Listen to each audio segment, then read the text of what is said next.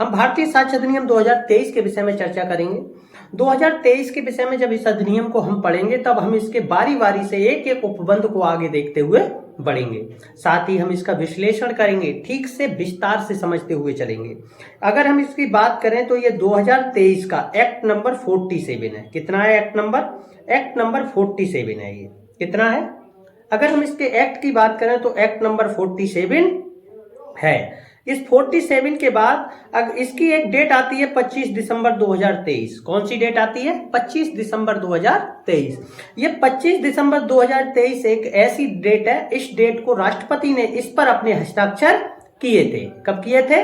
25 दिसंबर 2023 को राष्ट्रपति ने इस पर अपने हस्ताक्षर किए थे। आगे बढ़ते हैं, इसके उद्देश्य के विषय में देखते हैं। किसके विषय में देखते हैं? उद्देश्य के विषय में। इसका उद्देश्य क्या है? इसका उद्देश्य है निष्पक्ष विचारण के लिए साक्ष्य के साधारण नियमों और सिद्धांतों को क्या है? निष्पक्ष विचारण के लिए साक्ष्य के साधारण नियमों और सिद्धांतों को समेकित करना। जो साक्ष्य के साधारण नियम और सिद्धांत हैं उनको समेकित करना और उनका उपबंध करना। यह अधिनियम दो कार्य करता है। जो साक्ष्य से संबंधित साधारण नियम और सिद्धांत हैं उनको समेकित करता है और उनका उपबंध करता है। आगे बढ़े, अगर हम बात करें, भारत गणराज्य के 74वें वर्ष में संसद द्वारा निम्नलिखित रूप में अधिनियमित हो। किस रूप में अधिनियमित हो? निम्नलिखित रूप में अधिनियमित हो। कब? भारत गणराज्य के 74वें वर्ष में। कौन से वर्ष में? 74वें वर्ष में। जब भारत गणराज्य अपनी आजादी के 74वें वर्ष में था। कौन से वर्ष में था? 74वें वर्ष में। तब संसद द्वारा इस अधिनियम को निम्नलिखित रूप में अधिनियमित किया गया था। किस रूप में अधिनियमित किया गया था? जो इस संहिता में दिया गया है। हम आगे बढ़ने से पहले अब तक हमने जो 3 चीजें देखी हैं उन्हें दोबारा से देख लेते हैं।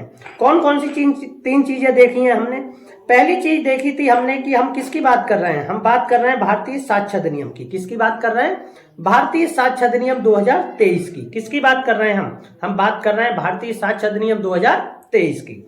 ये 2023 का एक्ट नंबर क्या है? ये 2023 का एक्ट नंबर 47 है। कितना है एक्ट नंबर? ये 2023 का एक्ट नंबर 47 है। अगर आगे बात करें तो ये 25 दिसंबर 2023 को इस पर राष्ट्रपति ने अपने हस्ताक्षर किए थे। कब किए थे? 25 दिसंबर 2023 को। कब किए थे? 25 दिसंबर 2023 को राष्ट्रपति ने इस पर अपने हस्ताक्षर किए थे। आगे बात आती है कि इसमें इसका उद्देश्य क्या था? इसका उद्देश्य था निष्पक्ष विचारण का क्या मतलब है? जब कोर्ट में सुनवाई चल रही होती है तो वो कोर्ट की सुनवाई में किसी भी पक्ष का कोई भी भेदभाव ना किया जाए।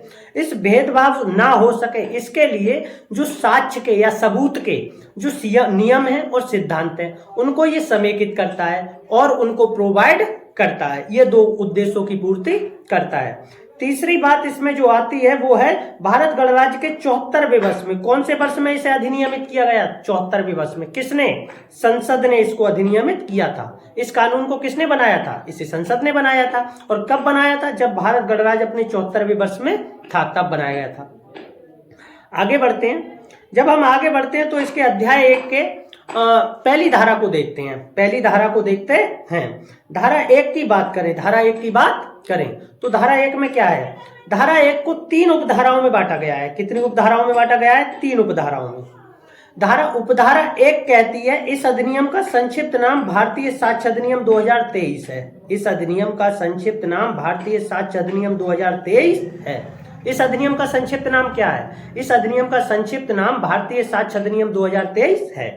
अगर हम इसकी उपधारा 2 की बात करें, धारा 1 की उपधारा 2 की बात करें तो इसमें बताया गया है कि ये अधिनियम कहाँ लागू होता है।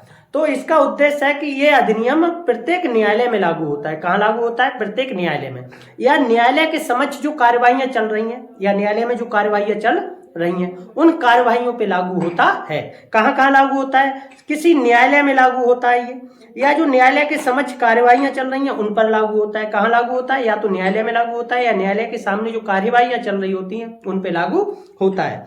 तीसरी बात यह है, क्या सेना न्यायालयों पे लागू होता है? हाँ, ये जो न्यायालय शब्द आया था इस न्यायालय में सेना न्यायालय भी शामिल है, इसलिए ये अधिनियम सेना न्यायालय पर भी लागू होता है।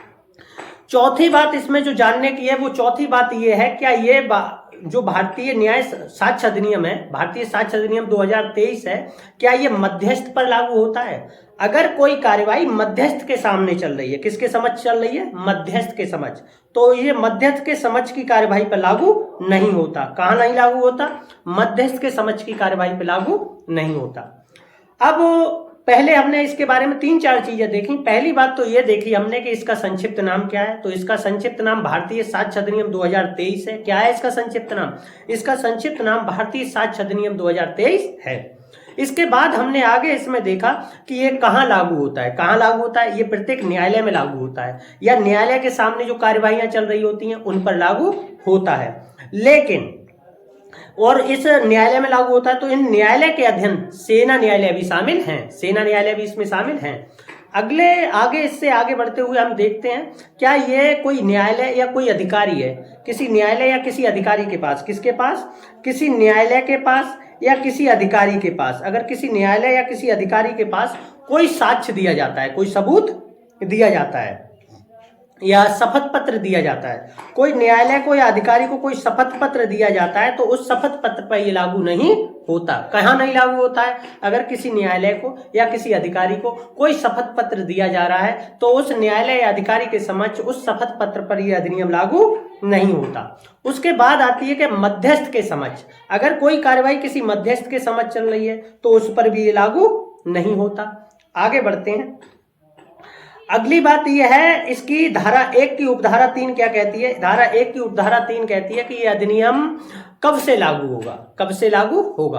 तो यह अधिनियम एक तारीख से लागू होगा। उस तारीख का निर्धारण क्या करेगी? जिस तारीख से यह अधिनियम लागू होगा, जिस तारीख से यह अधिनियम लागू होगा। सबसे बात पहले ये बता रहे हैं कि ये किस तारीख से लागू होगा। तो जिस तारीख से ये लागू होगा, जिस तारीख से ये लागू होगा, जिस तारीख से ये लागू होगा उस तारीख के बारे में क्या बात कही गई है? अगर जिस तारीख को ये लागू होगा उस तारीख का निर्धारण केंद्र सरकार करेगी। कौन करेगी? केंद्र सरकार। केंद्र सरकार उस तारीख को बताएगी जिस तारीख को ये लागू होगा। और कैसे बताएगी? वह राजपत्र में, किसमें? राजपत्र में एक अधिसूचना जारी करेगी। क्या जारी करेगी? अधिसूचना। राजपत्र में एक अधिसूचना जारी करेगी और उस अधिसूचना के द्वारा एक तारीख का निर्धारण करेगी और उस